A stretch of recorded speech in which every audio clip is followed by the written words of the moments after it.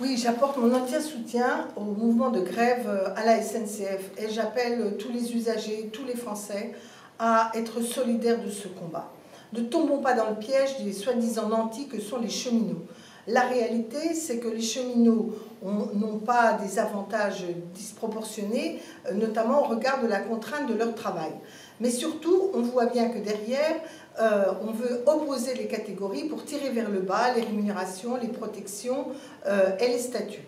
J'insiste aussi sur le fait que la SNCF a demandé beaucoup aux cheminots, puisqu'ils ont, en 10 ans, eu un gain de productivité moyen de 3,2%, tandis que la moyenne de l'économie française était de 1,9%.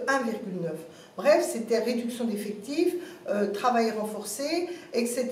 D'ailleurs, on a atteint les limites de ce genre de modèle en termes de sécurité, en termes d'entretien. Donc le problème de la SNCF, ça n'est pas les cheminots sont l'atout de la SNCF.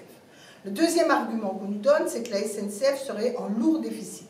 Mais la réalité, c'est que ce déficit provient du fait que l'État n'a pas voulu assumer, comme par exemple l'a fait l'Allemagne, des dettes qui étaient accumulées pour des infrastructures, donc un bien national, et a voulu faire porter sur la SNCF et son fonctionnement, les salariés, les tarifs, tous ces investissements.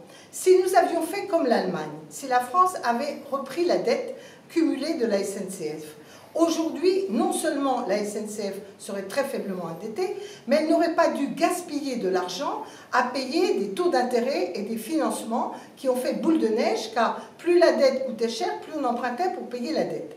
Les financiers ont été le grand bénéficiaire de cette affaire, ni les usagers, ni les salariés, ni l'avenir de notre réseau. Alors maintenant, oui, il faut penser l'avenir de la SNCF, il faut redéfinir très clairement comment les investissements d'intérêt public sont portés par la nation, comment le fonctionnement de la SNCF amène à des tarifs plus différenciés permettant un meilleur accès de tous et comment nous finançons le maillage des petites lignes qui sont indispensables à l'égalité républicaine. Ce qui est en cause, c'est notre modèle social, notre modèle républicain. Mais on voit bien qu'au-delà, les politiques libérales d'Emmanuel Macron s'attaquent à tous les services publics. J'entends les alertes des médecins des hôpitaux, des urgentistes, des salariés des EHPAD, des difficultés des collectivités locales.